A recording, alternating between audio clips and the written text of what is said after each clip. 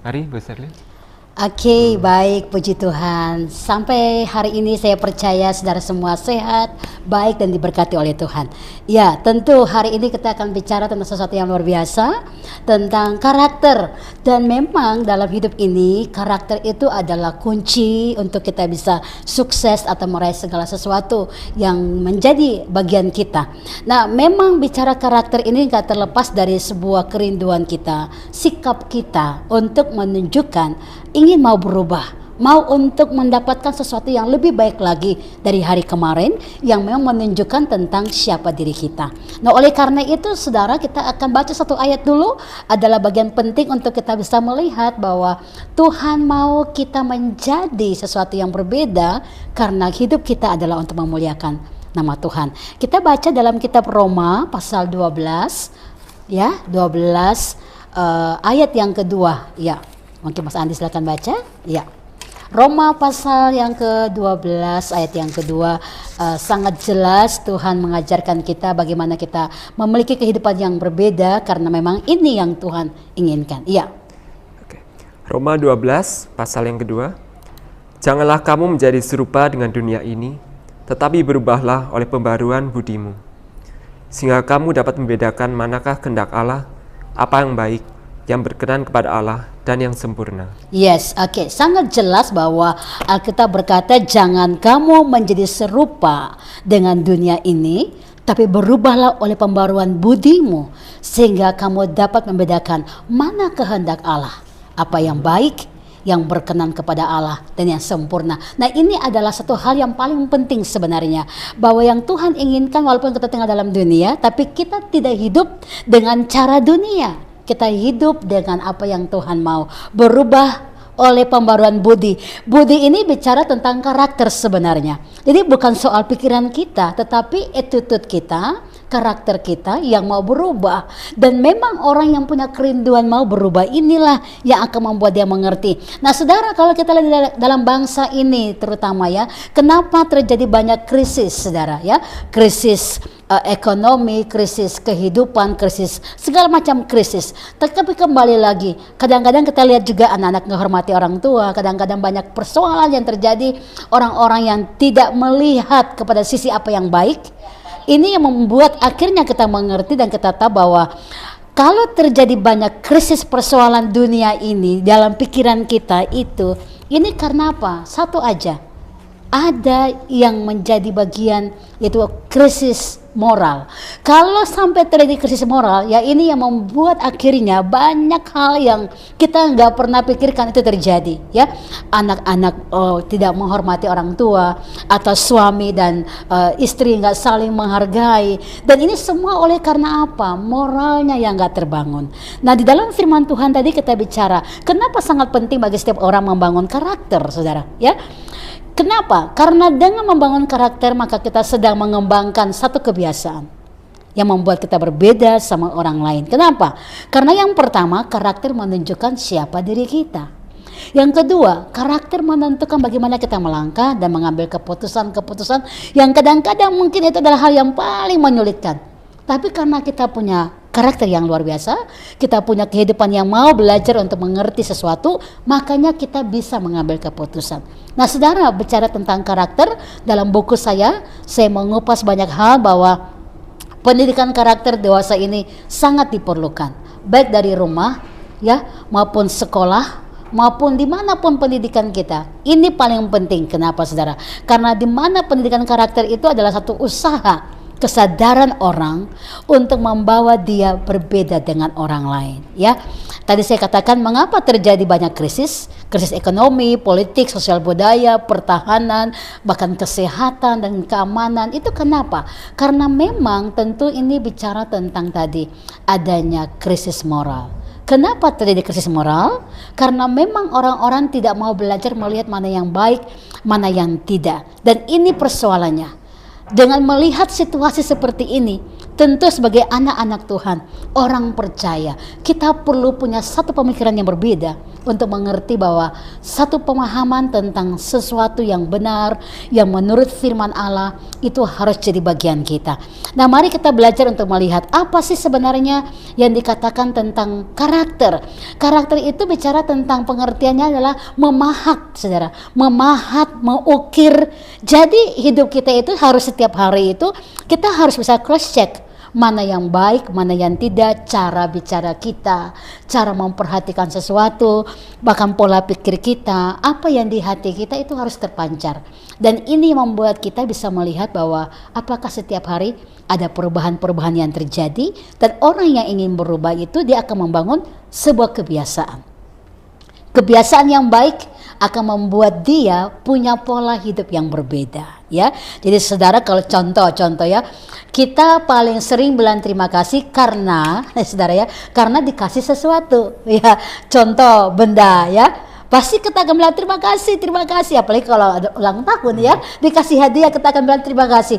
Tapi coba kalau saudara dikasih nasihat, tidak banyak orang bilang terima kasih, saudara, karena mungkin menurut dia itu sesuatu hal yang sepertinya lagi mengkoreksi dia, yang sepertinya menjustis. Padahal sebenarnya kalau orang mengerti nasihat itu baik, dia akan berkata, thank you so much, terima kasih, karena aku mau dibuat mengerti apa yang baik, apa yang tidak.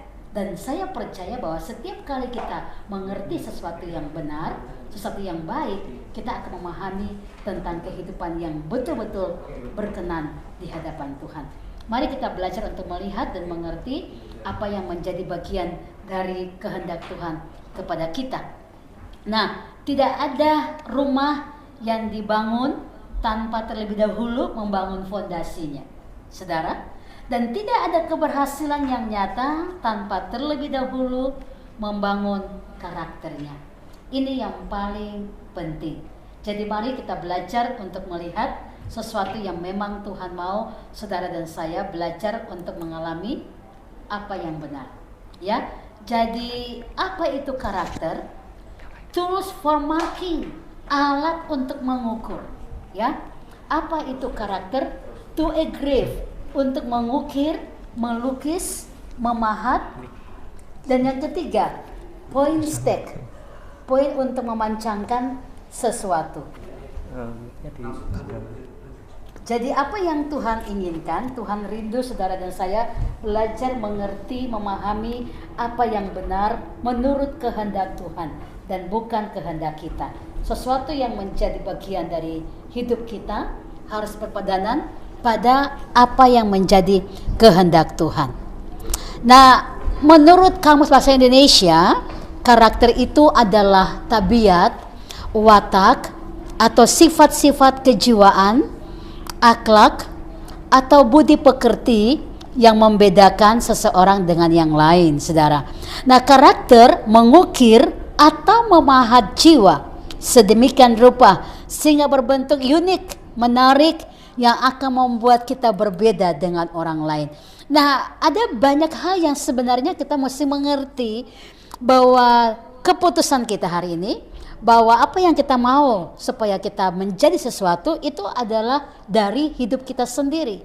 Hari ini kalau saudara melangkah dengan sebuah sikap yang benar-benar memahami ini masa depan saya, ini hidup saya percaya saudara akan melihat ada banyak perbedaan yang membuat saudara merasakan bahagia itu nyata, saudara. Jadi kalau kita bicara bahagia, orang-orang yang di luar sana berkata bahagia karena punya ini, punya itu secara material. Tetapi sebenarnya orang bahagia itu sederhana karena dia punya karakter yang bagus. Dan ini yang Tuhan inginkan, bahwa kebahagiaan itu nyata buat kita karena kita yang menciptakan itu melalui hidup kita. Jadi membangun karakter itu menunjukkan tentang apa? Sebuah kualitas, saudara. Kualitas kita yang berbeda dengan orang lain. Apa kualitas itu? Tentu mutu yang berbobot atau nilai tambah dari hidup kita yang membedakan kita sama orang lain. Jadi apa yang menjadi bagian penting ini adalah satu sikap kita yang memang kita mau belajar untuk bertindak dengan baik, sifat kita, perkataan kita yang menunjukkan kita berbeda dengan orang lain. Jadi karakter itu bukan hanya sebuah perkataan, saudara. Tetapi karakter itu adalah sebuah tindakan untuk mau berubah dan menunjukkan bagaimana kualitas diri kita. Nilai inilah yang menunjukkan kita berbeda sama orang lain, saudara. Jadi kalau kita menjadi role model, panutan, ini yang membuat kita mengerti bahwa karakter menunjukkan siapa kita sebenarnya, dan karakter menentukan bagaimana orang melangkah dalam mengambil keputusan-keputusan.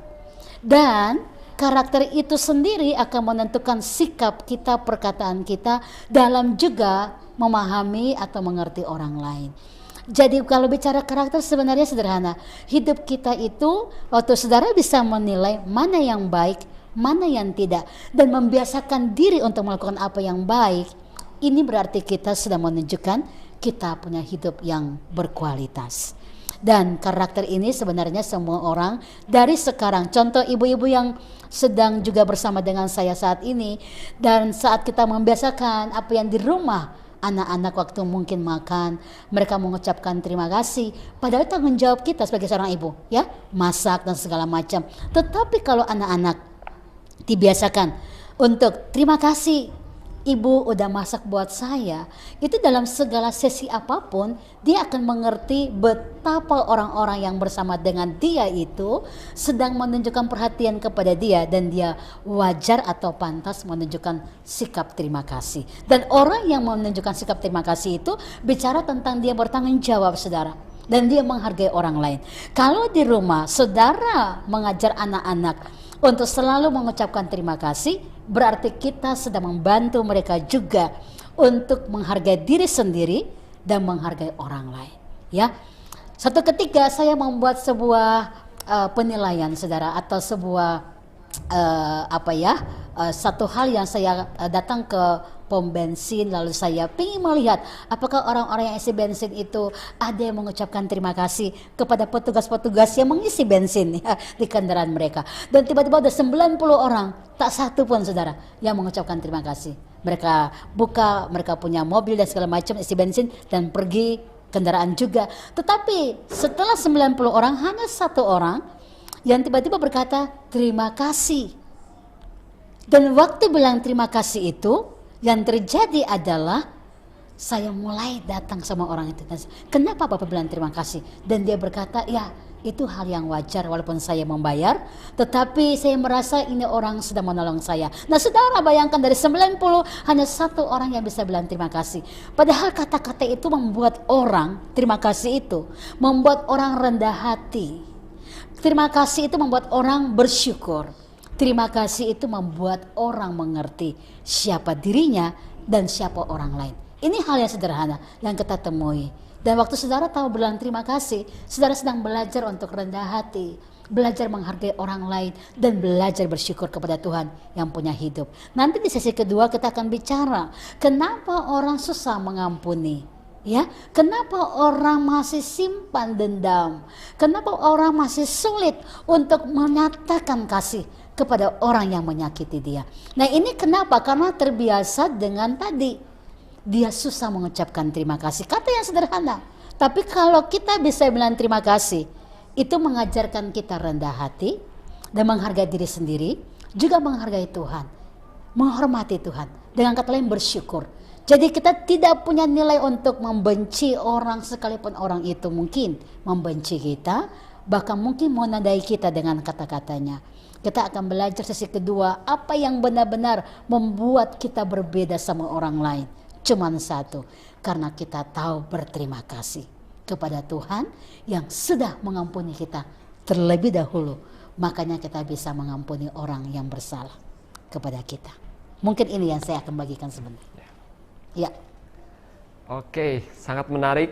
Wah, beliau sudah menyampaikan karakter, dan saya pribadi tertarik dengan kata terima kasih. Kan ya, bisa dibilang maaf, terima kasih, dan tolong adalah tiga betul, kata ajaib yang selalu diajarkan oleh orang tua kita, kita diajarkan oleh guru-guru di sekolah kita, dan tiga kata ini sangat berguna untuk kehidupan kita. Dan bisa dibilang orang yang punya karakter baik pasti akan selalu menggunakan kata-kata ini, maaf, terima kasih, tolong. Apalagi saya pernah dibilang ibu, kalau orang yang berkarakter baik pasti akan memperlakukan orang-orang yang secara secara posisi di bawah mereka seperti pelayan restoran atau Iya. siapa dengan baik juga. Tapi orang yang karakternya mungkin buruk atau kurang baik, mereka kan menganggap pelayan restoran itu hanya sebagai pesuruh saja dan ya itu jadi disuruh aja. Dan Betul. karakter yang disampaikan oleh Bu Ser ini sangat menarik dan semoga teman-teman Bapak Ibu sekalian bisa menangkap materi itu, dan jika ada yang ditanyakan silakan bertanya melalui room chat via Zoom. Dan jangan lupa ada door prize menarik untuk teman-teman semuanya. Dan jika ada yang ingin bertanya silakan boleh langsung disampaikan di room chat.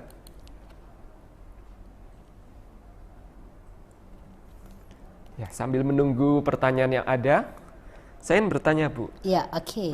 Kenapa sih Ibu tertarik dengan pembentukan karakter ini, dan kenapa Ibu bisa menulis buku ini? Latar belakangnya tuh apa, Bu? Ya, sebenarnya semua orang, ya, agama apapun, saya tahu mereka mengajarkan hal yang baik, ya. Tetapi kita ini sebagai umat Allah, orang pilihan Tuhan, bukan cuma mengajarkan yang baik, tetapi terlebih adalah kehidupan yang benar-benar nyata tentang kekekalan. Dan apa kekekalan itu? Bicara tentang sebuah sikap karakter yang benar-benar memuliakan nama Tuhan. Itulah kenapa saya membuat buku ini, karena kebayang gak saudara kalau satu rumah tangga ada rasa hormat, suami dan istri saling menghargai, anak-anak menghormati orang tua mengasihi anak-anaknya. Wah, betapa indahnya, luar biasa saudara. Jadi memang buku ini ditujukan kepada siapapun kita, baik sebagai pemimpin gereja, ya, hamba Tuhan, maupun guru, maupun mungkin adalah pengajar atau aktivis gereja, mahasiswa. Ini penting banget untuk kita ngerti, karena fondasi hidup seseorang adalah karakternya dia. Jadi memang selama kita tinggal dalam dunia ini, tantangan yang kita lewati begitu sangat banyak sekali, yang bisa memacu kita untuk marah, iri hati, dan bahkan tidak bisa mengampuni orang yang bersalah. Tetapi buku ini akan bantu saudara untuk bisa memilih apa yang benar menurut pandangan Alkitab. Dan di buku ini memang nanti saudara akan melihat bahwa kita bisa cross check sendiri. Artinya saya punya kekurangan apa ya, gitu. Kelebihannya apa ya? Hal yang baik punya saya sudah ada seperti apa? Yang belum, yang masih buruk itu apa? Sehingga kita mau belajar untuk berubah. Buku ini bantu saudara, ya. Jadi mari kita belajar untuk mengerti bahwa hidup ini motivasi dari dalam untuk melakukan apa yang benar, itu bagian kita. Jadi itulah makanya kenapa saya tertarik untuk membuat buku yang memang berjudul Membangun Karakter, supaya kita bisa sukses, baik berumah tangga, secara pribadi, anak, dan sebagai apapun kita yang ingin kita tuju. Kita akan berhasil semua karena satu, karakter yang bagus. Ya. Oke. Saya tertarik tentang pengampunan, tapi itu akan dibahas lebih dalam di sesi 2 ya. Jadi saya simpan pertanyaannya dulu. Saya ingin bertanya juga tentang pembentukan karakter, Ibu, bahwa pembentukan karakter akan lebih baik dimulai dari usia berapa, dan bisa nggak di orang-orang dewasa seperti kita yang udah bekerja, udah berumah tangga, tapi mungkin memiliki karakter yang kurang baik, bisa nggak di usia tersebut, usia dewasa itu bisa diubah karakternya menjadi lebih baik, menjadi lebih serupa dengan Kristus? Yes. Ya, oke. Di usia berapa? Sebenarnya sebagai orang tua, usia anak saat umur 5-6 tahun untuk melakukan sesuatu jadi kebiasaannya dia, ini adalah usia yang tepat, ya. Karena di usia 5 tahun, 6 tahun, anak-anak secara visualisasi apa yang kita tunjukkan kepada mereka, ini harus taruh di sini, setelah kamu bangun tidur kamu rapikan, itu anak-anak akan teringat terus, ya. Dan memang kadang-kadang di usia contoh 18 tahun, 20 tahun agak sulit untuk kita bisa mengubah seseorang karena udah terpola. Tetapi pertanyaan tadi adalah apakah bisa, ya? Bisa berubah? Bisa sebenarnya. Semua usia kita yang mungkin kita sudah lewat dan kita mungkin maaf kata bertanya, ibu saya nggak pernah ajarin saya tahu berterima kasih, contoh seperti itu. Lalu kita mau belajar berubah, belajar melakukan itu, bisa gitu. Hal yang paling kecil adalah caranya kita membangun kebiasaan. Ya, jadi waktu saudara berbicara sama seseorang, saudara berkata terima kasih, saudara mulai membiasakan kata-kata itu kita akan menjadi yang berbeda. Jadi semua orang usia berapapun saat dia merasa mungkin aku telat sekali dalam perubahan-perubahan hidup saya, dan apakah saya bisa berubah? Ya, bisa. Karena satu tujuannya adalah semua orang punya niat. Kalau punya niat, I will, saya mau, dia pasti akan bisa. Jadi tidak ada batas umur di mana kita merasa mungkin saya sudah sangat tua usianya, saya sulit mengubah. Tidak, semua orang pasti ada punya kerinduan, pasti bisa berubah.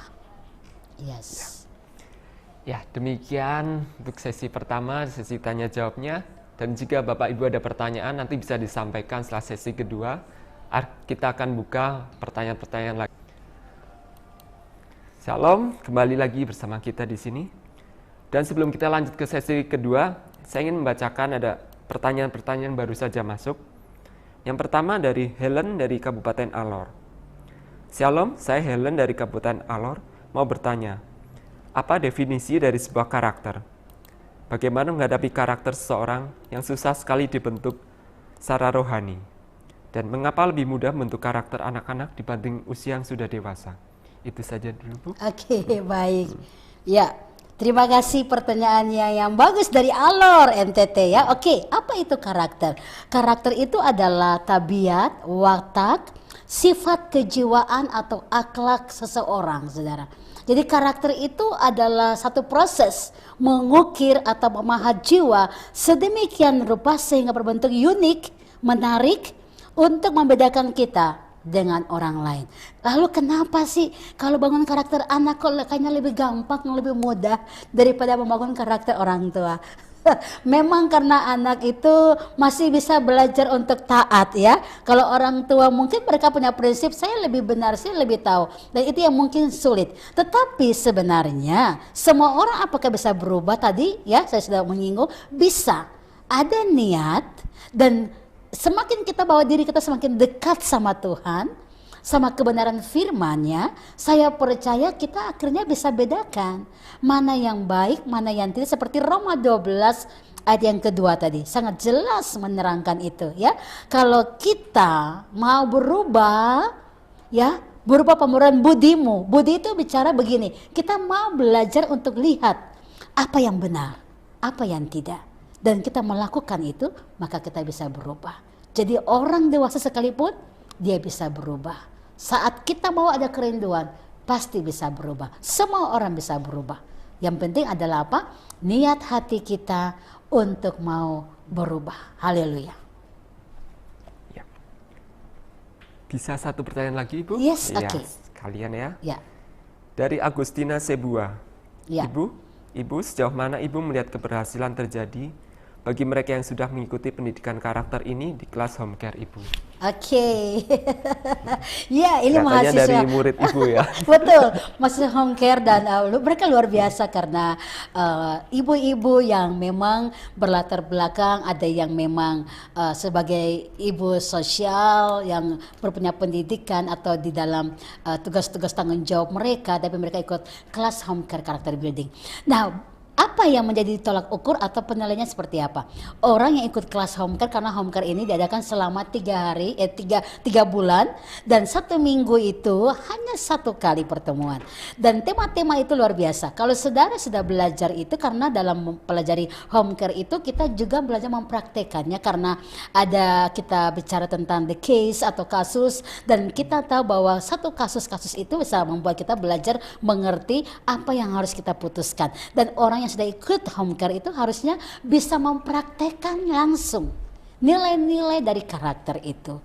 Bagaimana kita mengasihi orang, bangun jati diri, dan semuanya ada di dalam buku karakter building. Pelajaran itu ada dalam bukunya saya, dan kita semua harusnya yang sudah ikut home care, apalagi udah 3 bulan dan sudah ikut lulus sertifikat, itu harusnya bisa menunjukkan. Karena pelajaran itu bukan sebuah teori yang bicara karakter, itu bukan bicara teori saudara. Tapi karakter itu bicara praktek. Jadi harusnya yang sudah ikut kelas home care karakter building, dia bisa mempraktekannya. Ya. Oke. Satu pertanyaan lagi ya Ibu, Oke, sebelum baik. kita lanjut ke Ya. sesi berikutnya. Ya. Dari saudara Meike Sangian. Ya. Wah, ini sepertinya Pak Jokowi, pendukungnya Pak Jokowi ya. Iya. Mohon kiat-kiat dari Ibu Pastor Sherlyn untuk NKRI tentang revolusi mental. Iya, Yang sering baik. dibicarakan oleh Pak Jokowi ini. Ya, ya, baik, baik. Ya, Ibu Meke Sangian dari Sulawesi Utara, ya, Manado.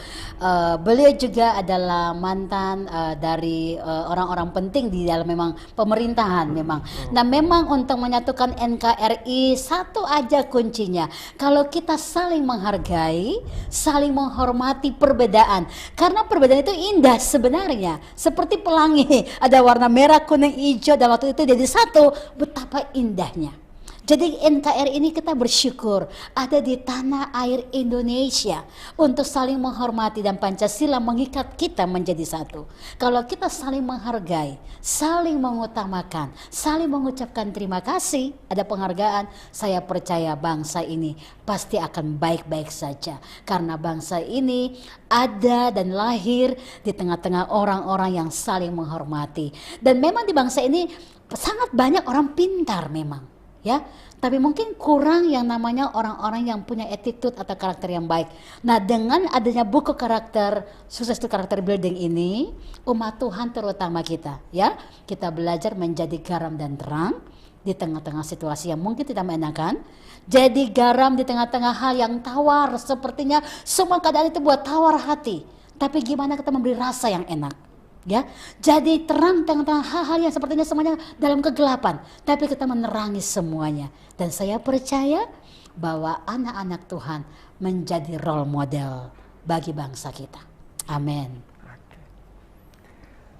Pertanyaan-pertanyaan sangat berbobot, berkualitas, dan jawaban dari Ibu Sherlyn juga sangat membantu kita semua untuk semakin memahami tentang karakter, tentang apa sih bentukan karakter itu.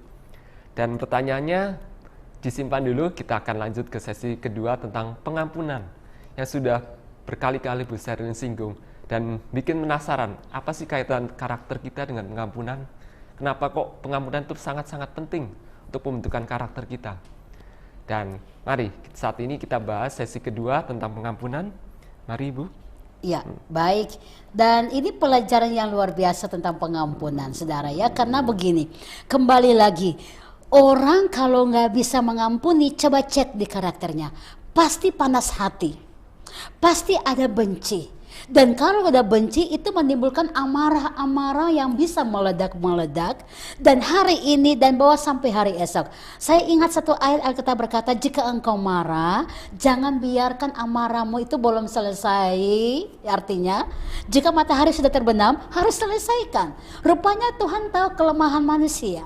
Kalau kita masih menyimpan amarah hari esok, kita bisa tambah marah, tambah emosional yang tidak baik, dan itu bisa merusak jiwa kita. Makanya Tuhan mengajarkan, kalau memang engkau merasa marah, hari ini juga selesaikan, jangan tinggal sampai hari esok. Lalu gimana dengan orang yang menyimpan marah dan dendam udah 1 bulan, 2 bulan, setahun, 2 tahun, 3 tahun, 4 tahun, dan seterusnya. Wah, itu mengerikan ya. Bahkan kadang-kadang itu menyiksa tubuhnya sendiri. Yang tadinya bagus badannya tiba-tiba merosot oleh karena banyak luka-luka batin dalam jiwanya. Nah, kenapa orang sulit mengampuni? Kita bicara dulu tentang pengampunan ya. Pengampunan dalam bahasa Inggris dengan kata lain forgiveness. Nah, saudara, ini menarik, saudari. Kenapa? Karena forgiveness itu bicara tentang forgiveness, give. Jadi untuk apa? Pemberian. Berarti pengampunan itu adalah begini. Kita memberi sesuatu kepada orang. Nah, menarik banget karena ini forgiveness. Pengampunan itu adalah forgiveness, dan kita, Tuhan mau bisa memberikan pengampunan kepada orang. Mungkin kita baca satu ayat dulu untuk menarik kita mengerti janji firman Tuhan ini dalam firman Allah kitab Matius. Mari semua kita buka ayat ini ya, karena memang kalau belajar tentang pengampunan kita harus mengerti apa yang Tuhan katakan ya. Oke, kita buka dalam kitab Matius pasal yang ke-6. Iya, kita baca ayat yang ke-13, 14 dan 15. Sorry, dari 14 aja, 14, 15 dan 16. Ya, silakan Mas Andri. Ya. Matius 6 ayat 14, 15 dan 16. Ya. Karena jikalau kamu mengampuni kesalahan orang, Bapamu yang di surga akan mengampuni kamu juga. Tetapi jikalau kamu tidak mengampuni orang, Bapamu juga tidak akan mengampuni kesalahanmu. Dan apabila kamu berpuasa, janganlah muram mukamu seperti orang munafik. Mereka mengubah air mukanya, supaya orang melihat bahwa mereka sedang berpuasa. Aku berkata kepadamu, sesungguhnya mereka sudah mendapat upahnya. Ya, oke. Ada 2 poin di sini. Yang pertama, Tuhan mengajarkan tentang arti mengampuni. Yang kedua, Tuhan bicara tentang kerendahan hati karena bicara tentang berpuasa. Nah, apa yang Tuhan ajarkan? Kita lihat poin pertama, kalau engkau mengampuni orang, Bapamu di surga mengampuni engkau. Dan kalau engkau tidak mengampuni, Bapamu di surga tidak akan mengampuni. Dan ada yang bagian poin yang kedua yang saya katakan tadi tentang berpuasa. Kenapa kita berpuasa? Kita lagi belajar merendahkan hati, saudara.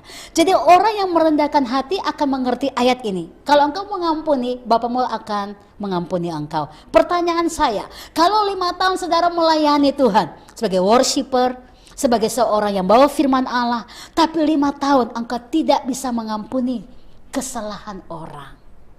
Pertanyaan saya, firman Tuhan tadi, Bapamu di surga pun tidak akan mengampuni. Berarti 5 tahun itu adalah kesia-siaan kita walaupun kita melayani, saudara. Kenapa? Karena Tuhan melihat kita belum bisa mengampuni. Kenapa hal ini penting? Karena Yesus adalah kasih. Kalau bicara kasih itu bicara pengampunan. Makanya Tuhan berkata dalam Matius tadi, kalau engkau mengampuni, Bapamu mengampuni. Ini sangat clear sekali dan sangat jelas bahwa Tuhan ingin kita menunjukkan kasih. Mengapa? Karena kita yang dulunya begitu sangat berdosa, saudara, diampuni oleh Tuhan. Dan saya percaya orang yang menerima pengampunan Tuhan akan mudah mengampuni orang lain. Kenapa? Karena dia sudah menerima betapa besarnya kasih Tuhan kepada dia.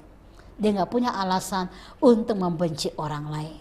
Ya, itu yang memang Tuhan ajarkan. Dan waktu kita merendahkan hati, berpuasa, kita akan mengerti apa yang kita lakukan. Nah, memang ada banyak kejadian orang sakit dan waktu pergi ke rumah sakit dokter bingung penyakitnya apa, mau kasih obatnya apa. Dan waktu dipanggil seorang hamba Tuhan datang dan doakan, karena saya pernah mengalami itu, saudara. Ya, udah sampai 6 bulan di rumah sakit, dokter cuma kasih obat penenang dan segala macam, tapi dokter nggak tahu sakitnya apa.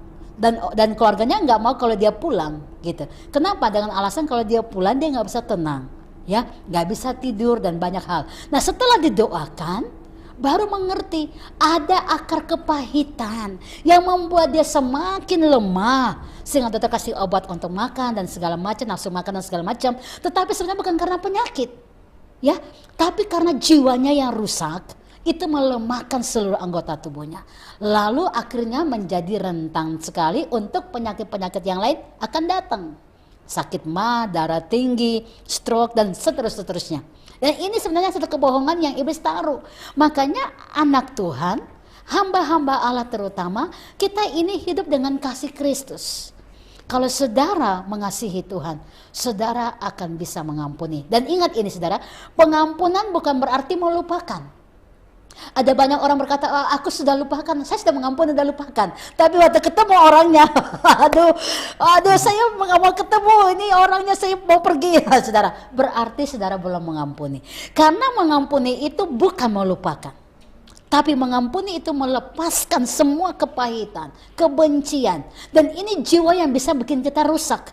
Makanya banyak orang tidak bisa membangun karakter yang baik kalau jiwanya rusak, saudara. Jadi kita mesti belajar melihat itu. Check and recheck 1 tahun ini. Sebentar lagi tutup tahun 2021, saudara, ya. Mari kita belajar evaluasi diri. Mungkin setahun ini ada banyak orang, si A, si B, si C. Tulis 5 nama aja. Siapa? Si Andre, si Matius, Lukas, si Yohanes, Markus. Siapa mereka? Dan kita rasanya mereka, sulit kita mengampuni karena begitu banyak rasa sakit yang kita terima. Tetapi Tuhan berkata kalau engkau mengampuni, Bapa akan mengampuni engkau. Kita belajar tentang kasih, dan orang yang menerima kasih Kristus akan mudah mengampuni. Pengampunan adalah tindakan kasih, di mana kita menerima kasih dari Tuhan dan kita menerima pengampunan, kita berikan kepada orang itu. Dan itu membantu kita untuk bisa melihat. Sementara melupakan adalah berbicara tentang waktu atau saat tertentu. karena satu ketika akan dapat marah dan benci kalau nama itu disebut atau kita ketemu dengan orang itu. Itu melupakan saudara. Tetapi yang namanya mengampuni, kita bahkan melihat orang-orang yang mungkin menyakiti kita itu, mereka butuh kasih Tuhan. Sehingga kita nggak punya hak untuk marah, jengkel, apalagi ada kepahitan. Kita akan menggendong mereka dan kita berikan kasih Tuhan kepada mereka karena kita tahu mereka pun butuh kasih Tuhan. Ya, itu bicara tentang pengampunan. Nah, Alkitab berkata jagalah supaya jangan ada seorang pun menjauhkan diri dari kasih karunia Allah, agar jangan tumbuh akar yang pahit yang menimbulkan kerusuhan dan pencemaran banyak orang. Ibrani 12 ayat 15. Jadi saudara, rasa benci atau amarah, kepahitan itu bisa menjadi juga roh perpecahan. Makanya dalam ilustrasi seperti ini contoh, ya. Kalau ada orang yang punya rasa iri kepada seseorang, ya, orang ini berusaha menjatuhkan orang yang dia tidak suka itu karena ada rasa iri. Dia akan menceritakan kepada semua orang yang adalah teman dari orang ini bahwa orang ini nggak begini, dan begini. Tujuannya satu, untuk menjatuhkan orang itu. Tapi orang ini yang dijatuhkan ini, dia seorang yang dewasa. Kalau dewasa dia akan melihat mereka, waduh Tuhan, mereka butuh kasih-Mu. Aku mengampuni mereka. Dan semakin orang-orang yang sudah dicemarkan untuk menyakiti atau menjatuhkan orang ini, mereka melihat hal yang baik dari orang yang baik ini, akhirnya Alkitab berkata, apa yang benar dan baik daripadamu, Tuhan dimuliakan melalui hidupmu. Dan ini yang sebenarnya, kalau saudara disakiti, ya tadi pertanyaannya mungkin yang terakhir tadi sama ini, ya bagaimana caranya kalau kita menghadapi orang yang istilahnya marah sama kita dan artinya berbuat salah sama kita gitu ya. Nah, satu, tunjukkan kualitas hidupmu lebih tinggi lagi, karena itu adalah satu nilai yang membuat orang akhirnya be honest to you, menghormati saudara, dan mereka menghargai Tuhan dalam hidup saudara. Jadi jangan sampai kita ikut tercemar, jangan sampai kita ikut jadi marah gitu saudara ya. Jadi kita belajar untuk mari lepaskan pengampunan dan bukan melupakan, dan kita belajar untuk melihat tentang kasih karunia Tuhan yang nyata kepada kita. Lalu satu ayat sebelum kita langsung pertanyaan ya, Markus 11. Mari mungkin Mas Aris akan baca Markus 11 ayat 25 dan ayat 26. Alkitab menjelaskan sangat luar biasa buat kita tentang hal ini. Markus 11 ayat 25 dan 26. Ya. Markus 11 ayat 25 dan 26.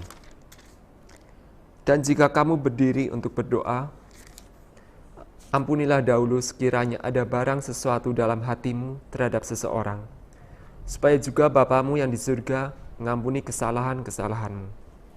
Tetapi jika kamu tidak mengampuni, maka Bapamu yang di surga juga tidak akan mengampuni kesalahan-kesalahanmu. Oke, baik, terima kasih. Nah, sangat menarik dan sekali lagi Tuhan menegaskan, tetapi jika saudara mengampuni orang yang bersalah, Bapamu yang di surga juga akan mengampuni kesalahan-kesalahanmu. Tuhan bicara begini, jika kamu ingin berdoa, ampuni dahulu sekiranya ada barang sesuatu dalam hatimu terhadap seseorang, supaya Bapa di surga mengampuni kesalahanmu.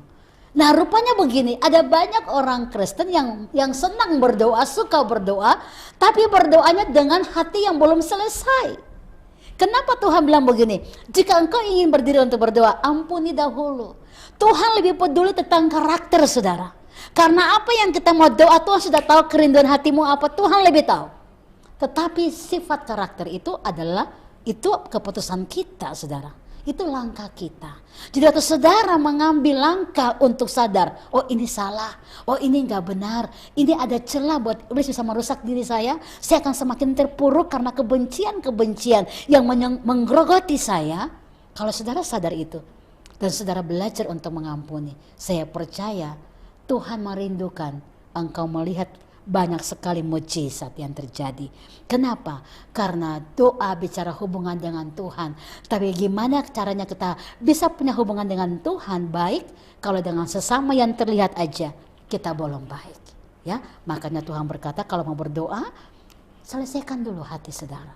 Tuhan lebih peduli kepada hati kita, ya. Jadi kita mesti sadar itu, karena karakter membuat kita bisa memuliakan nama Tuhan.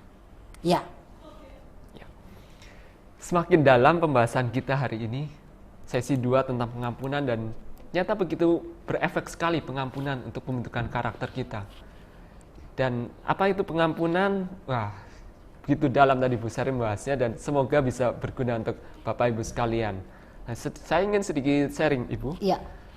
Saya terlibat beberapa kali dalam pelayanan penyembuhan luka batin, dan benar banyak peserta di situ yang secara fisik mereka sehat, secara ekonomi mereka mapan, tapi mereka sering sakit-sakitan dan setelah istilahnya diselidiki, nyata mereka memiliki banyak luka batin. Betul. Dan kadang mereka nggak sadar luka-luka batin itu ada dalam diri mereka sejak mereka kecil, Betul. ada di dalam alam bawah sadar mereka, dan betul. padahal secara karakter mereka baik, tapi ini tentang pengampunan, bahwa mereka belum bisa melupakan dan mengampuni juga orang-orang yang telah melukai mereka. Betul. Dan ternyata sangat berefek ya Bu tentang pengampunan ini. Iya. Ya, betul. Karena Alkitab berkata, ya, ada ayat-ayat yang mungkin Bapak Ibu bisa catat ya dan baca di rumah nanti. Mazmur 32 ayat 3, bahwa kita kalau mengeluh karena apa, merasa kok saya disakiti terus, kok saya terus. Nah, betul tadi dari kecil. Karena mungkin ada efek orang tua yang tidak memberikan kasih sayang yang sempurna sehingga dia merasa tertolak dan dia membawa sampai dia besar gitu ya. Dan ini membuat akhirnya menjadi tulang-tulangnya menjadi lesu. Kenapa? Karena banyak mengeluh.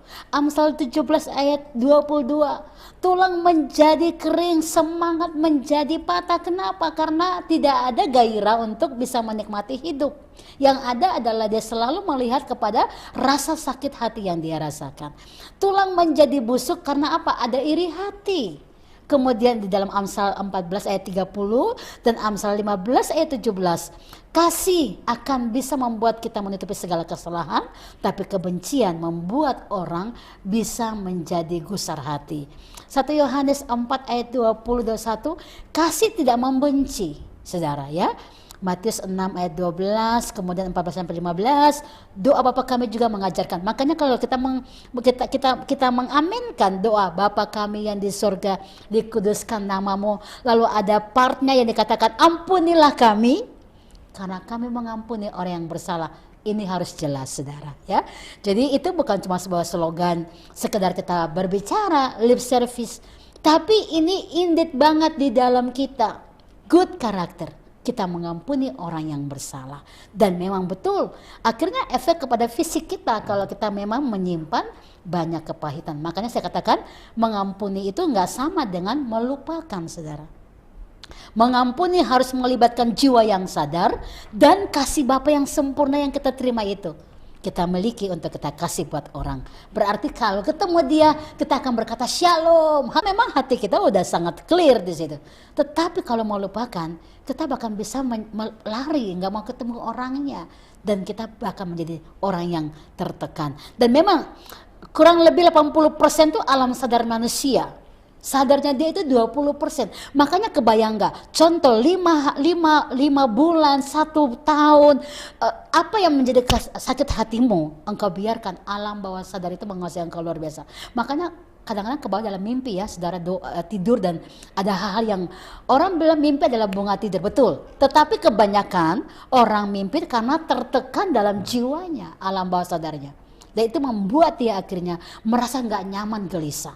Mari biarlah alam bawah sadar saudara dikuasai oleh Roh Kudus. Alam sadar kita dikuasai oleh Roh Kudus.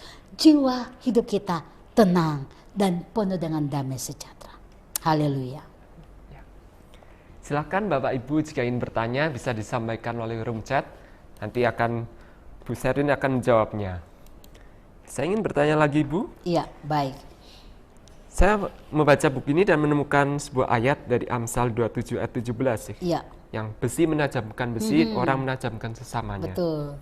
Nah, yang kadang ada teman saya, kenalan saya tuh rada mungkin bisa dibilang sedikit salah menangkap ayat ini, bahwa dia menangkapnya kalau orang berlaku keras pada kita berarti dia sedang membentuk karaktermu, membentuk mentalmu.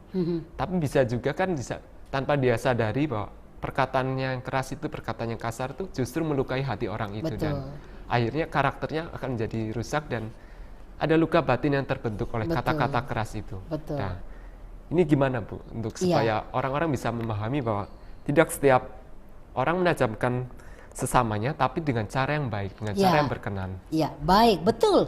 Firman Tuhan tidak pernah salah. Memang kadang-kadang Tuhan pakai seseorang untuk membentuk kita menjadi indah sebenarnya.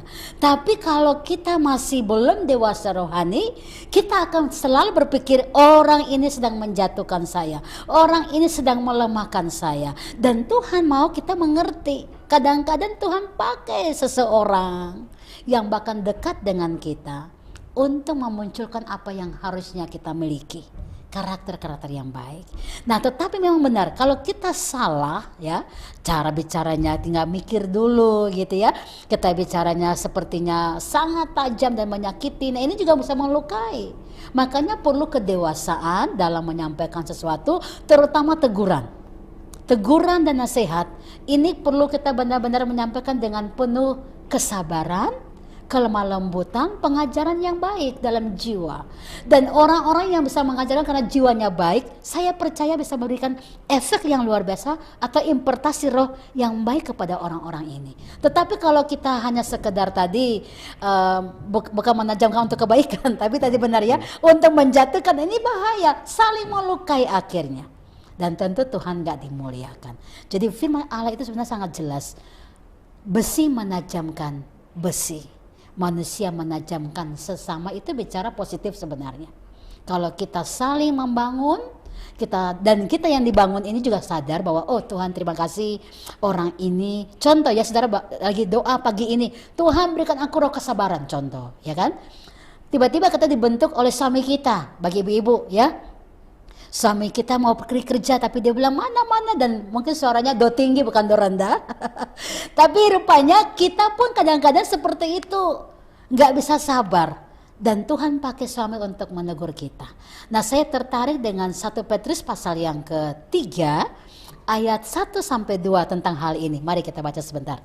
1 Petrus pasal yang ketiga ayat 1 dan ayat yang kedua ya, bahwa sebenarnya kita lagi belajar sabar itu tanpa kata-kata kita bisa menangkan orang-orang sekitar kita ya. Oke, kita bisa lihat dalam firman Allah 1 Petrus pasal yang ketiga, silakan ya. 1 Petrus pasal ayat ketiga 1 dan 2, ayat ya. 1 dan 2. Demikian juga kamu, hai istri-istri, tunduklah kepada suamimu, supaya jika ada di antara mereka yang tidak taat kepada firman, mereka juga tanpa perkataan dimenangkan oleh kelakuan istrinya. Jika mereka melihat bagaimana murni dan salehnya hidup istrinya mereka itu. Yes, amin. Sangat jelas. Jadi begini, kadang-kadang memang suami bersikap seperti itu, tapi Tuhan mau seorang istri penolong dalam roh, punya roh kelemah lembutan ya. Kalau kita melihat suami seperti itu, Tuhan bilang begini, tanpa kata-kata kita bisa menangkan suami kita oleh karena kelakuan kita. Jadi ini satu proses sebenarnya ya, bahwa semua hal yang terjadi kita perlu memakai kacamata Alkitab, kacamata firman Allah untuk melihat apa yang menjadi kehendak Tuhan buat kita. Jadi Tuhan percaya, Tuhan tahu bahwa kita perlu mengerti dan percaya kepada firman-Nya, bahwa semua yang terjadi mendatangkan kebaikan buat kita. Ingat, sikap tanpa kata-kata. Jadi karena mungkin wanita itu kalau banyak berbicara, banyak yang salah mungkin, Tuhan menulis ayat ini untuk kita belajar sabar. Tanpa kata-kata, dengan karakter kita bisa menangkan suami kita. Haleluya.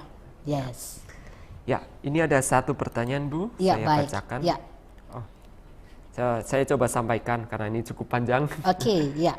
Nah, ini ada seorang teman saya, dia punya kepahitan dengan ayahnya yang meninggalkan dia sejak dia masih kecil untuk menikah lagi. Dan sekarang ayahnya itu kembali lagi dalam kehidupannya. Adakah saran dari ibu supaya teman saya ini bisa sembuh dari luka batinnya? Teman saya ini sudah dinasihatin, didekatin bahwa untuk mengampuni ayahnya itu, tapi dia bersikeras bahwa itu manusiawi, dia luka batin dengan ayahnya itu manusiawi. Ya, bagaimana Bu? Ada saran? Iya, baik. Nah, kembali lagi, kita ini hidup tujuannya memuliakan nama Tuhan, ya. Itu tujuan hidup seorang Kristen, Ya, jadi sebenarnya tidak ada yang namanya oh itu kan biasa, nggak apa-apa. Berarti sama dong saudara.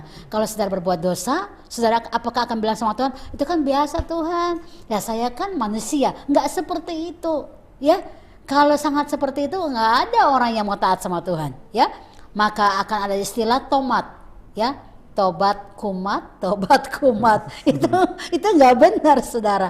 Jadi pertobatan itu adalah sebuah langkah signifikan bahwa saya sudah tahu dulu saya salah, dulu saya nggak benar, sekarang saya mau berubah memuliakan nama Tuhan seumur hidup saya. Ya, dan melalui proses memang tidak semudah kita bisa seperti itu langsung berubah, ada proses. Tapi kita mau berubah itu nilainya, saudara. Ya, jadi kalau saudara kepahitan, nah saya rasa orang ini atau anak ini perlu didampingi oleh gembala sidang atau oleh mentor rohani, oleh saudara juga yang bertanya, perlu didampingi. Kenapa? Karena pola pikirnya sedang salah dan dia tidak mengerti firman. Nah ini persoalannya, ada banyak anak-anak yang mengalami luka batin oleh karena perbuatan orang tuanya. Dan penting banget gereja Tuhan, hamba-hamba Tuhan, mentor rohani, saudara-saudara seiman untuk mendampingi orang-orang seperti ini, supaya dia mengerti bahwa harus bisa mengampuni. Karena kembali ke firman Tuhan tadi, kalau engkau mengampuni, Bapa mau mengampuni. Kalau tidak, kamu tidak akan diampuni. Sebuah proses tentang kasih sebenarnya. Jadi separah apapun orang tua, ada ayat juga yang berkata, hormatilah ayah ibumu supaya lanjut umurmu di tanah yang diberikan Tuhan kepadamu. Tanah bicara begini, kamu dikasih Tuhan umur panjang bukan berarti akan sia-sia, tapi selama hidupmu menginjak tanah, menginjak bumi, kamu dibuat Tuhan berhasil. Nah itulah saudara, ya. Jadi bayangkan kita menghormati orang tua, kita dikasih umur panjang dan berhasil dalam dunia. Itu rancangan Tuhan buat kita. Tapi kalau kita nggak menghormati orang tua, nah ini bahaya. Nah, tapi saya tahu bahwa anak ini mengungkapkan itu karena dia sedang mengalami luka-luka batin. Perlu ditolong, ya, perlu ditolong. Ya. Ya, semoga jawabannya bisa membantu, bisa mencerahkan. Dan kepada Bapak Ibu yang bertanya, langsung saja sampaikan di room chat. Kami akan bersama Bu Sherin akan menjawabnya. Ayo, satu lagi Bu, saya bertanya ya, tadi. Baik. Kebetulan terlintas saat Ibu menjawab tadi tentang hormatilah orang tua. Ya. Nah, kalau di masa sekarang sering anak-anak sekarang tuh ngomong bahwa orang tuaku tuh toksik. Nah, sedangkan di ayat Alkitab kita harus menghormati orang tua. Nah, sedangkan bagaimana kita bisa menghormati orang tua sedangkan orang tua itu orang tua yang toksik? Ya, tidak semua, ya kita bisa melihat bahwa, bisa mengakui juga bahwa tidak semua orang tua itu kelakuannya benar. Kadang memang ada orang tua yang tidak bisa merawat anaknya dengan baik. Dan ya seperti dibilang anak-anak sekarang bahwa orang tuaku tuh toksik. Dan gimana Bu saran Ibu untuk anak-anak ini supaya mereka bisa menghormati orang tuanya walaupun orang tuanya tuh menurut mereka tidak layak, tidak pantas untuk dihargai, untuk dihormati? Ya, baik. Pertanyaan yang sangat baik sekali. Orang tua itu maaf kata, mau modelnya kayak apa, kebiasaannya seperti apa, karakternya kayak apa, dia tetap adalah orang tua. Ya. Jadi kita sebagai anak, intinya anak ya tetap menghormati orang tua. Kita nggak bisa. Memang ada banyak orang tua yang saya tahu, apalagi memang saya tahu beberapa daerah yang memang teman-teman saya ya di Kawal Indonesia sharing tentang bagaimana kelakuan suami yang tidak menghargai istri, dan anak melihat dan anaknya akhirnya marah dan mereka akan timbul kepahitan yang luar biasa kepada ayah mereka. Tapi saya mau bilang, anak harus tetap menghormati orang tua. Makanya perlu pendampingan. Ya, dan memang di sisi lain adalah orang tua harus menjadi seorang tua yang memang bisa dicontohi, ya karakter hidupnya. Dan memang kita sedang belajar tentang mengampuni. Jadi apapun keadaan orang tua kita, kalau kita bicara sudut pandang anak harus menghormati orang tua. Karena itu adalah satu dasar yang Tuhan janjikan untuk kita harus bisa lakukan. Nah, saya mau bahas seperti ini. Mengapa pengampunan penting? Pengampunan penting karena yang pertama itu adalah ajaran Yesus Kristus. Ketika ia dihina, diludahi, disiksa, dipukul, didera, dilupakan, jubahnya diambil. Sebenarnya yang harus pikul itu kita yang harusnya dihina, dihancurkan, nama baik kita dirusakin semuanya. Sakit penyakit semua yang harusnya kita yang menderita, saudara. Tapi Tuhan ambil penderitaan itu, dia ambil semua siksaan itu, dia ambil hinaan itu, menggantikan kita supaya kita diterima, kita berbahagia, kita menerima pengampunan Tuhan. Jadi sebenarnya pertama yang kita tahu mengapa harus mengampuni, karena Yesus terlebih dahulu sudah melakukan kepada kita, ya. Yang kedua, mengapa kita mesti belajar mengampuni? Karena mengampuni adalah sebuah bukti pertobatan. Orang yang mengampuni adalah orang yang sudah bertobat, karena dia tidak akan mencintai kehidupan lamanya dia. Hidup lamanya dia adalah tinggal dengan kebencian, tinggal dengan amarah, tinggal dengan semua kamuflase hidup, ya, ada luka-luka batin. Tapi dia mengampuni, berarti tanda dia mau bertobat, ya. Dan yang ketiga, kenapa kita harus mengampuni? Sebab pengampunan adalah sebuah kesaksian tentang kasih Allah yang kita terima kepada dunia, untuk dunia melihat di dalam diri kita ada kasih Kristus. Yang keempat, kenapa kita harus mengampuni? Karena mengampuni adalah cara penyelesaian yang paling jitu untuk keluar dari kepahitan, dari kemarahan, dari dendam, bahkan depresi. Dan yang kelima, mengapa kita mengampuni? Karena pengampunan adalah satu hal yang mendesak supaya iblis tidak mengambil celah yang berikut untuk merusak hidup kita dan masa depan kita. Jadi harus segera. Kalau saudara sedang ikut channel Bahana ini, saudara harus ambil keputusan untuk segera. Karena kalau tidak akan ada celah-celah yang lain yang bisa merusak jiwa saudara, juga masa depan saudara. Yang berikut, yang keenam, kenapa harus mengampuni?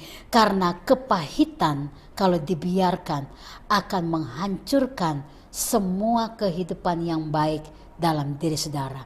Makanya orang-orang yang tidak mau mengampuni, coba lihat hidupnya, ya, tinggal dengan duka, tinggal dengan kelemahan jiwa, tinggal dengan semua siksaan-siksaan batin, dan itu merusak kehidupannya sendiri.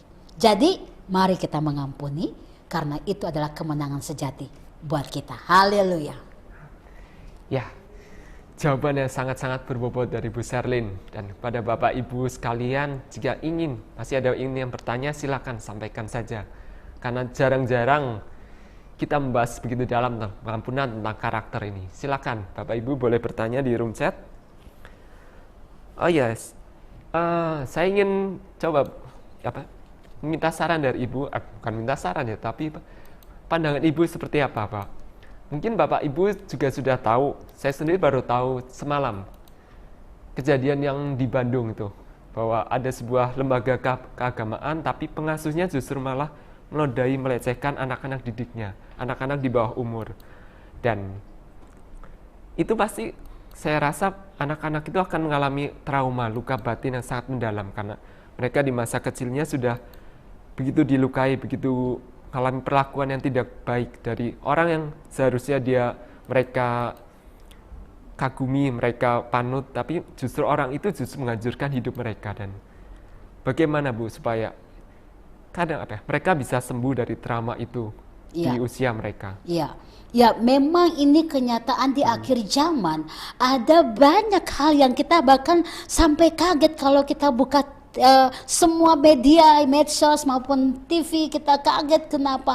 Karena orang-orang yang harusnya menjadi figur, orang-orang harusnya jadi role model, jadi pelindung, malah mereka yang merusak karakter bangsa, karakter generasi. Tentu ini adalah sebuah krisis moral, saudara, ya. Dan kita nggak bisa tinggal diam. Makanya dengan adanya pembelajaran karakter ini, harapan saya adalah semua orang Kristen, semua umat Tuhan boleh menjadi cerminan, saudara, ya. Karena memang hal seperti ini ada sekeliling kita, pelecehan seksual di kampus-kampus juga, ya. Ini kan hal-hal yang memang adalah yang kita temui di masa sekarang. Jadi apa yang harus saudara lakukan, ya? kita dampingi anak kita.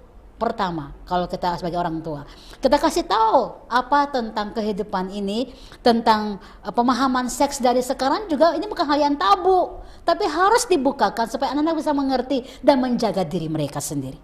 Ya, ini terutama kepada orang tua. Yang ketiga, bangun iman mereka terus kepada Tuhan.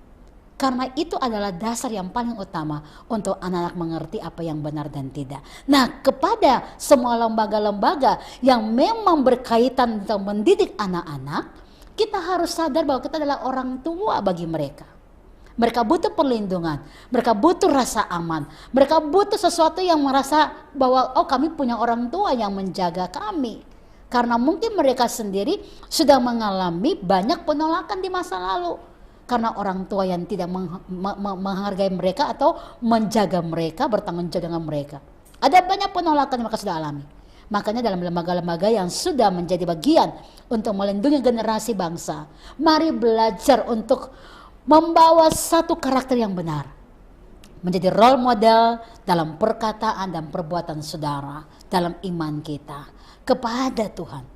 Maupun yang lembaga Kristen, maupun lembaga yang non-Kristiani, semua belajar untuk takut kepada Tuhan, karena dengan kunci itu kita mengerti mengapa kita melindungi anak-anak itu. Yes. Ya, ini ada 2 pertanyaan yang masuk. Ya. Saya bacakan satu dulu ya, Bu. Baik. Ini tentang orang tua tiri. Oke.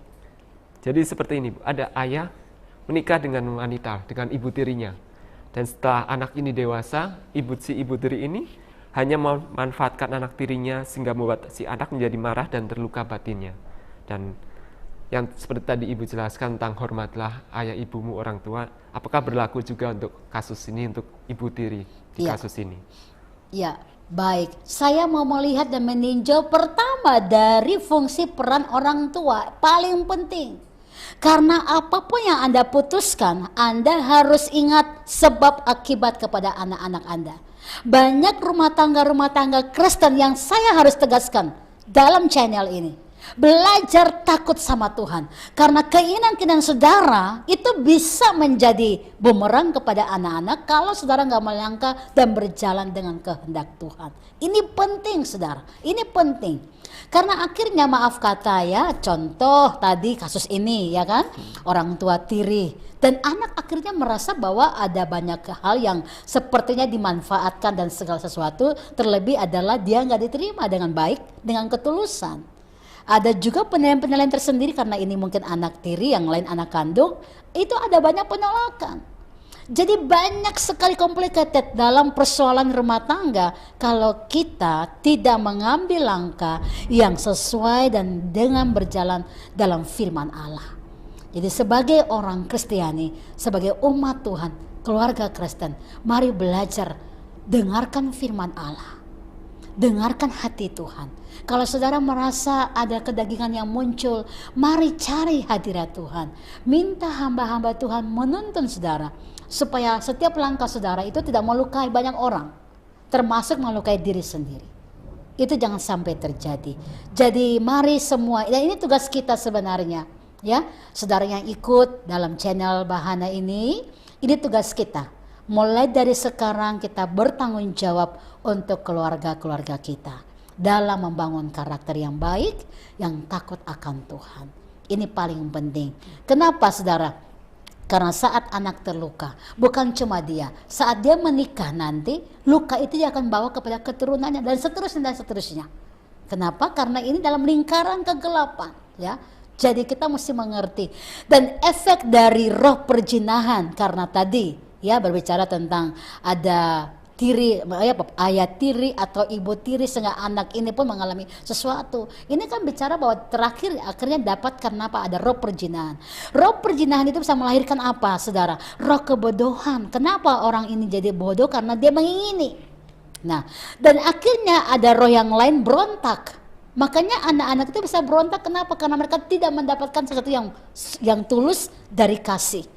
Dan akhirnya ada kemiskinan yang terjadi karena anak-anak tidak mengalami berkat yang melimpah. Ini adalah kesadaran yang perlu terjadi bagi umat Kristiani untuk kita belajar menghargai rumah tangga. Karena rumah tangga itu adalah inisiatif Allah untuk kita diberkati.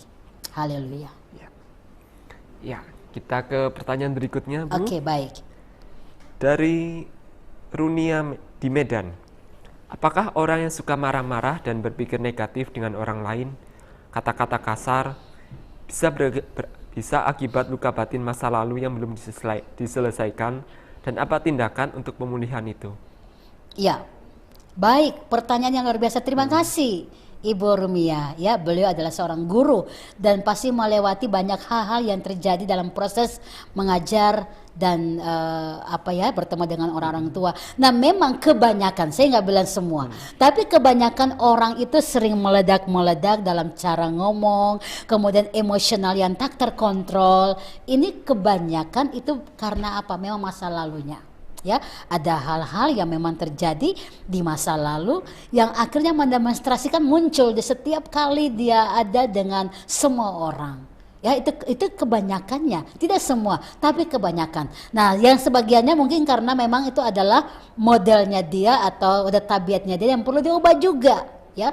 Jadi kalau pertanyaannya apakah memang ini orang kalau suka marah-marah, suka keras, tindakannya emosional kayak begitu, apakah memang karena luka batin? Bisa jadi, karena memang kebanyakan survei membuktikan orang yang suka marah-marah, ya, orang yang suka meledak-meledak dalam cara berbicara, dan itu karena memang ada bagian jiwanya yang terluka dan itu perlu diselesaikan.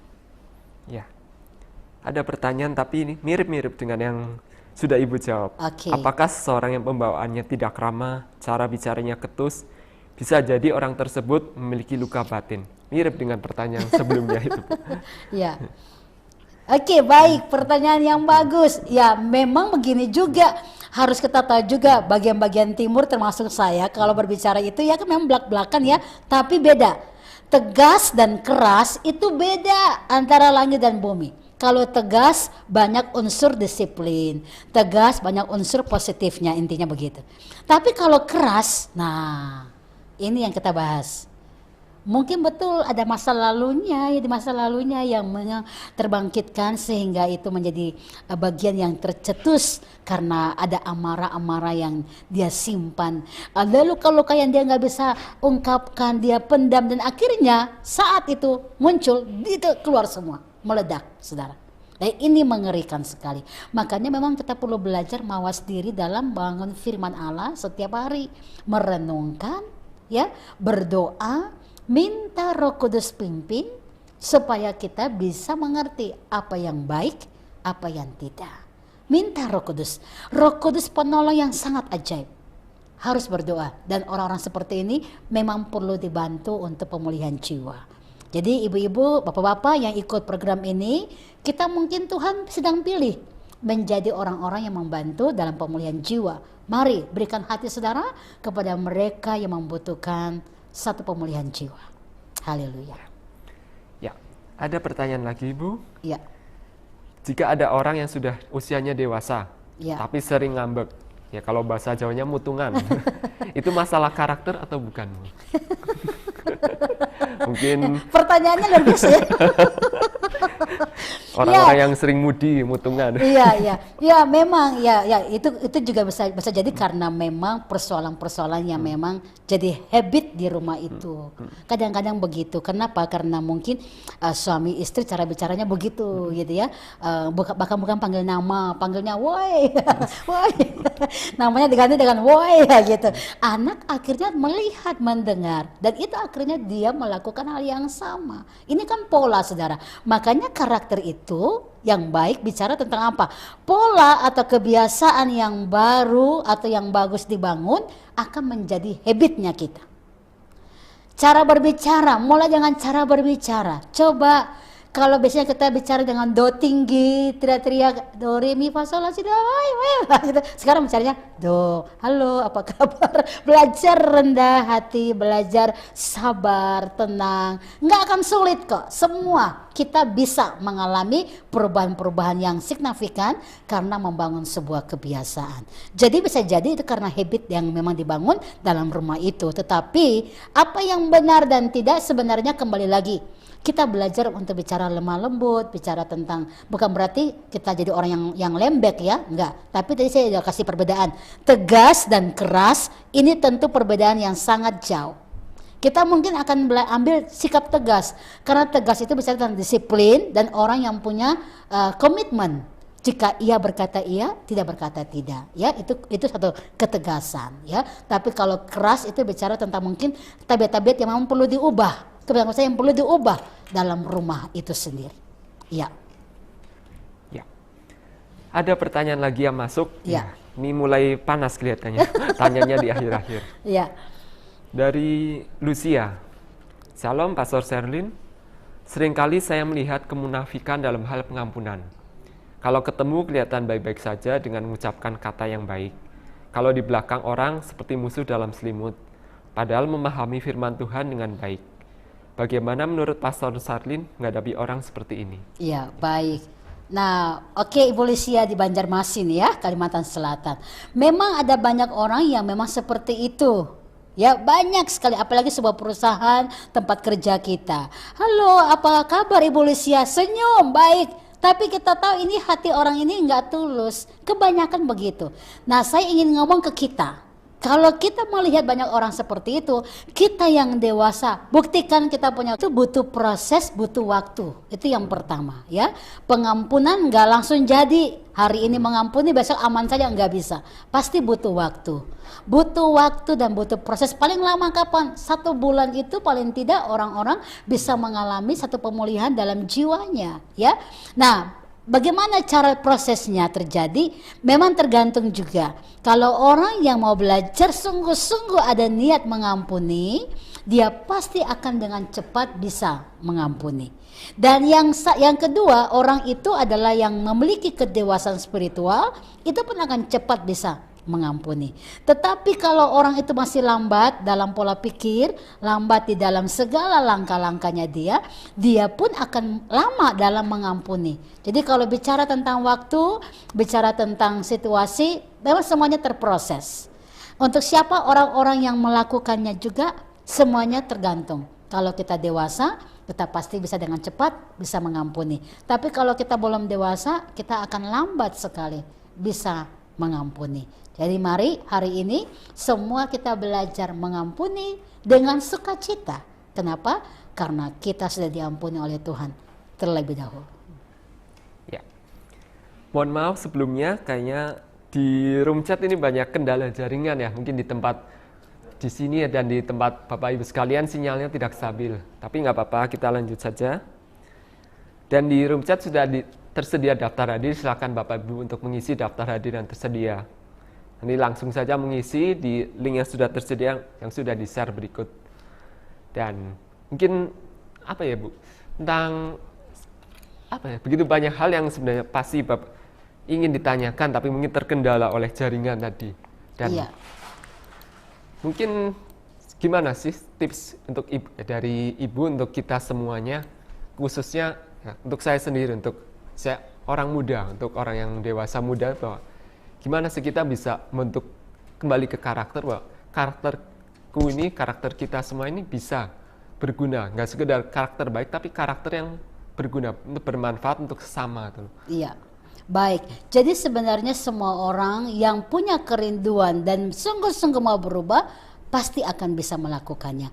Bagaimana caranya? Mulai dengan membangun pola, kebiasaan-kebiasaan yang sederhana, tapi mungkin contoh cara berbicaranya mulai dikontrol pertama, ya, dengan hal-hal kecil. Tapi waktu kita mau minta orang mengerjakan satu, kita berkata tolong, ya, tolong kerjakan, dan selalu ucapkan terima kasih. Ini hal-hal sederhana, tapi kalau saudara terbiasa melakukan itu, saudara pasti akan memiliki karakter yang sangat bagus. Usia dewasa muda ini sebenarnya gampang untuk bisa mempraktekannya kalau kita mau belajar dari sekarang, mulai membangun kebiasaan itu. Nah, saya mau sharekan sedikit tentang berkat dari mengampuni. Ini paling penting, ya. Orang yang mengampuni akan diberkati melimpah-limpah. Jadi nggak cuma diberkati, tapi diberkati melimpah-limpah. Kita lihat contoh dari Ayub 42 ayat yang ke-10. Sangat jelas di sana dijelaskan Waktu Ayub pertama dia dibenci oleh teman-temannya dan mereka semua menuding atau menyatakan bahwa dia salah, makanya terjadi hukuman buat dia. Yang sikap bagusnya Ayub, dia tidak sakit hati, dia tidak kecewa, tapi dia malah mengampuni mereka dan dia mendoakan mereka. Ini bagusnya. Sehingga lihat waktu dia mendoakan mereka, dia mengampuni mereka, berkat Tuhan melimpah-limpah terjadi. Alkitab mencatat Ayub diberkati 2 kali lipat bukan seperti yang lama, tapi sampai lebih dari seperti yang dulu. Dia diberkati lebih lagi. Nah, sama dengan kita. Jadi kalau saudara disakiti, ya belajar mengampuni dan mendoakan. Nah, ini paling penting. Karena waktu saudara belajar mengampuni dan plus mendoakan, berkat Tuhan mengalir berlimpah-limpah. Yang kedua, berkat dari mengampuni adalah menerima kelepasan. Orang yang mengampuni hidupnya akan bebas, penuh dengan sukacita. Ya, Alkitab berkata Yohanes 10 ayat 10 bagian A, aku datang untuk memberikan hidup dan hidup dalam segala kelimpahan. Limpah orang Kristen ini luar biasa karena nggak pakai uang kita bisa limpah. Sukacita, damai sejahtera. Ini kelimpahannya. Ini berkat yang kedua yang kita terima, ya. Yang ketiga, berkat dari mengampuni adalah kita menerima sukacita dari perubahan hidup. Kita sangat enjoy dengan hidup kita sekarang, ya. Dan yang keempat, kita menerima kesembuhan. Orang yang mengampuni pasti akan disembuhkan. Jiwanya, tubuhnya, semua mengalami pemulihan.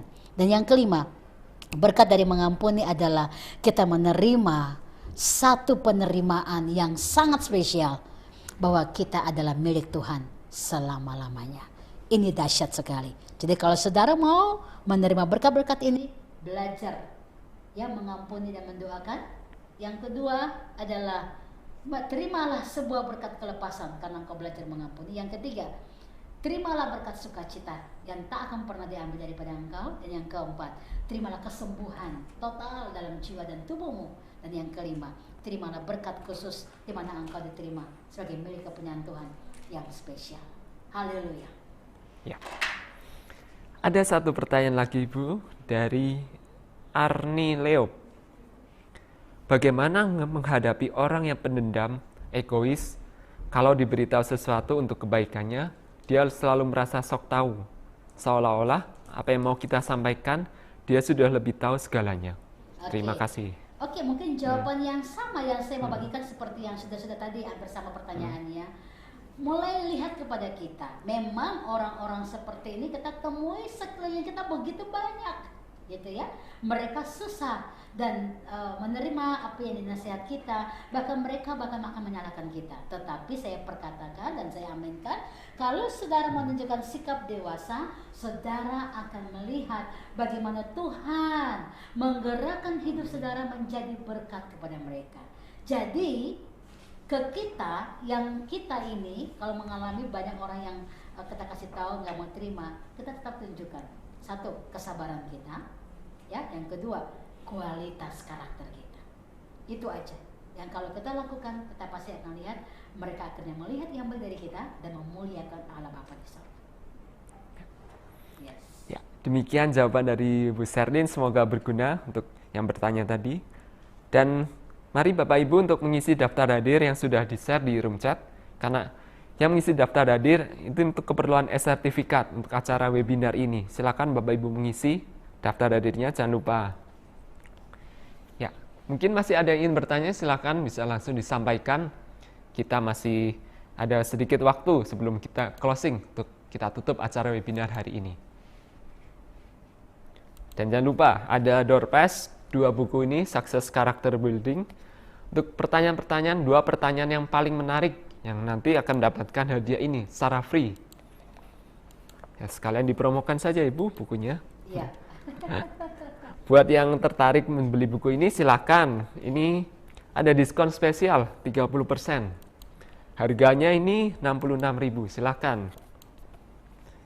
Bisa hubungi CP saat Bapak Ibu mendaftar di webinar ini, dan silakan untuk yang tertarik bisa langsung kontak ke CP terkait.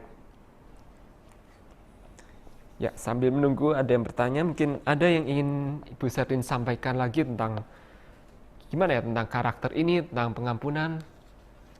Ya, baik. Sederhana ya, kalau kita belajar tadi tentang karakter, memang semua orang bisa membangun karakter yang baik, tetapi caranya adalah menyadari dulu apa yang terjadi dengan jiwa kita. Karena kadang-kadang saudara rindu untuk menjadi baik, tapi rupanya karena jiwa lagi terluka, itu nggak akan membantu, ya. Jadi mari sadari bahwa kita sedang terluka, kita mau dipulihkan, itu harus ada. Karena saat kita tidak mengalami sesuatu dari pemulihan itu, kita akan menjadi orang yang sia-sia dan tidak bisa mendapatkan satu kemenangan di balik segala sesuatu itu. Jadi belajar untuk melihat kepada diri sendiri. Semua orang mau berubah? Yes. Semua orang mau mengalami Tuhan? Yes. Bagus. Tetapi cek dari dalam, apakah kita sedang mengalami terluka. Karena karakter akan terbangun kalau jiwa kita ini kita sadar apa yang perlu dibereskan.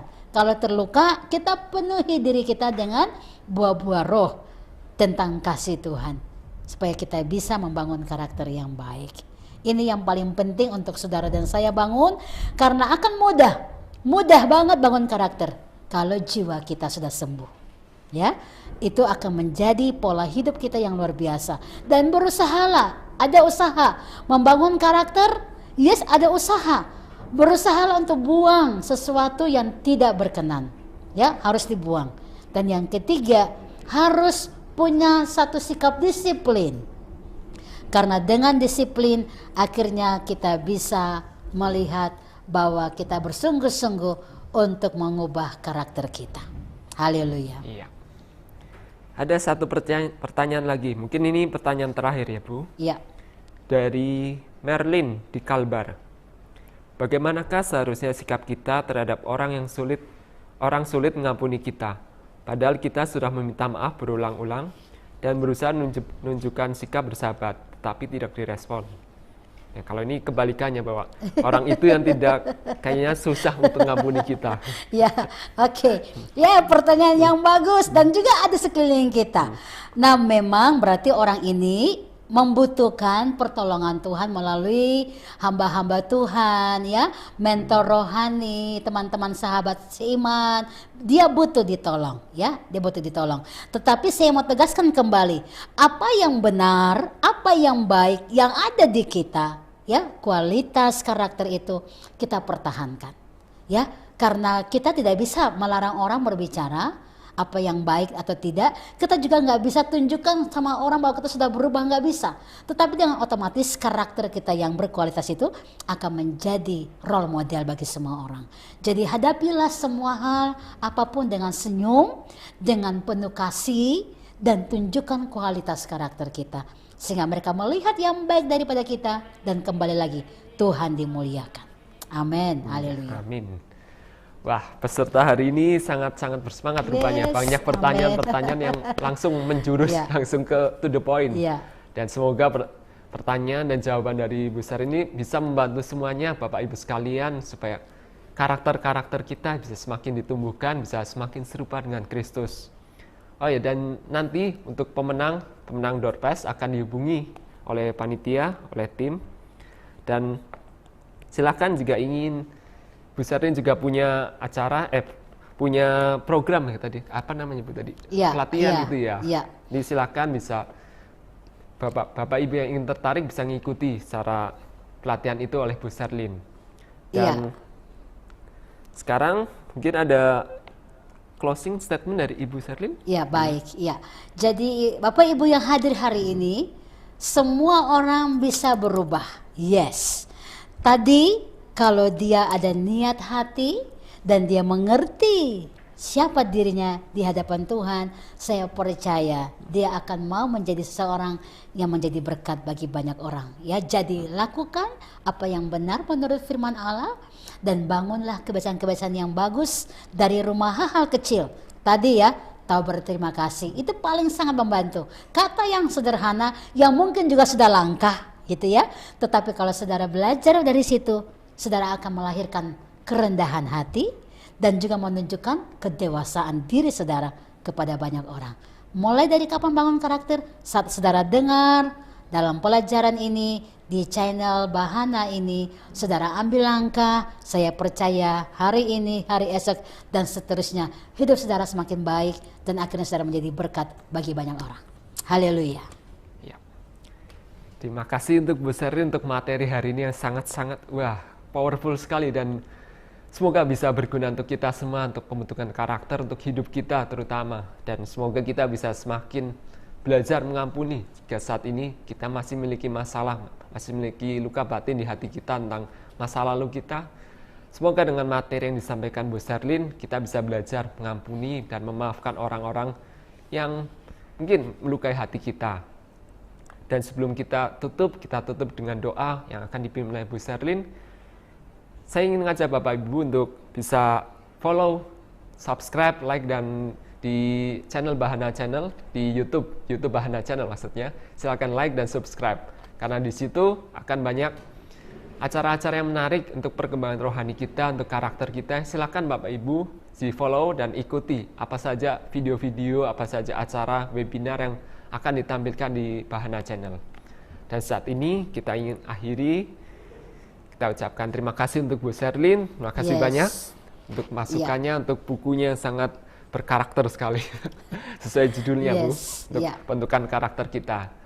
Dan saat ini mari saya ajak kita semua untuk kita berdoa, kita ingin belajar bagaimana sih kita belajar mengampuni dalam doa-doa kita, dan akan Bu Sherlyn pimpin langsung. Mari Bu. Ya, baik. Karena kita lagi belajar sesi kedua tentang pengampunan, hari ini kita mau berdoa sungguh-sungguh untuk jiwa kita, untuk soul, untuk jiwa kita. Kalau saudara yang mungkin merasa tersakiti, masih susah mengampuni, dengan doa yang saya pimpin, saudara aminkan, Tuhan aku mau mengampuni si A, si B, si C, ya. Saudara sungguh-sungguh berdoa, saya mengampuni mereka, sungguh-sungguh ambil tindakan iman, dan saya percaya jiwa saudara akan dipulihkan. Dan kalau saudara juga merasa ada orang-orang yang mungkin saudara menyakiti mereka, ya, belajar juga, Tuhan aku minta ampun di hadapan Engkau, dan aku minta supaya Engkau kasihkan aku anugerah untuk bertemu dan minta maaf dengan mereka, doakan mereka. Mari sama-sama kita merendahkan hati di hadapan Tuhan, karena berkat Tuhan tersedia buat saudara jika saudara belajar mengampuni. Mari kita berdoa. Haleluya, haleluya. Tuhan, terima kasih untuk hari yang luar biasa ini. Terima kasih untuk materi yang Tuhan berbicara kepada kami semua melalui channel Bahana ini. Kami percaya hari ini Tuhan keselamatanmu nyata kepada kami, anak-anakmu. Hamba berdoa Tuhan, sekiranya kalau kami masih merasa beberapa orang yang punya hati susah mengampuni, kami merasa tersakiti, kami mengalami luka-luka batin, Tuhan kami berdoa Engkau sembuhkan di dalam nama Yesus. Pulihkan keadaan kami, pulihkan. Kami mengampuni si A, kami mengampuni si B. Mari Bapak Ibu Saudara sebutkan nama-nama yang mungkin Engkau tahu mereka menyakiti saudara dan saudara sangat terluka. Sebutkan nama itu kepada Tuhan. Bilang, Tuhan aku bawa nama-nama ini, aku sudah mengampuni mereka. Kasih-Mu memenuhi hak aku, supaya aku bisa melepaskan, memberikan kasih-Mu kepada mereka.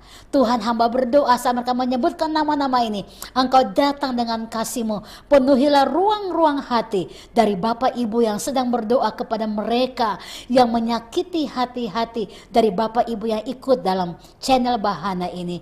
Kami berdoa, Tuhan kasih-Mu melingkupi setiap kami, untuk kami berikan kasih-Mu kepada mereka yang menyakiti kami. Dan sekiranya kami juga mungkin ada menyakiti hati orang, kami minta ampun Tuhan Yesus, dan kami berdoa kepada mereka, Tuhan anugerah-Mu dan kasih-Mu juga turun kepada mereka. Ampuni kami, ampuni mereka yang menyakiti kami, ampuni semuanya. Hari ini biarlah kasih Tuhan nyata kepada kami. Kami terima sukacita-Mu, kami terima damai sejahtera-Mu, kami terima anugerah-Mu, dan di dalam nama Tuhan Yesus kami semua dibebaskan dan dipulihkan. Bagi-Mu pujian, bagi-Mu hormat dan kemuliaan, kami bersyukur dan berdoa di dalam nama Tuhan Yesus. Haleluya, haleluya, amin, amin.